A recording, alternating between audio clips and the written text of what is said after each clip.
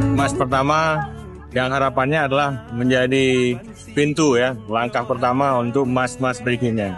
Anggar adalah salah satu cabur yang ditarget oleh KONI Aceh untuk mendapatkan beberapa medali ya. Ya, harapannya setelah di perorangan, insya Allah mereka akan bertarung lagi di Bergu.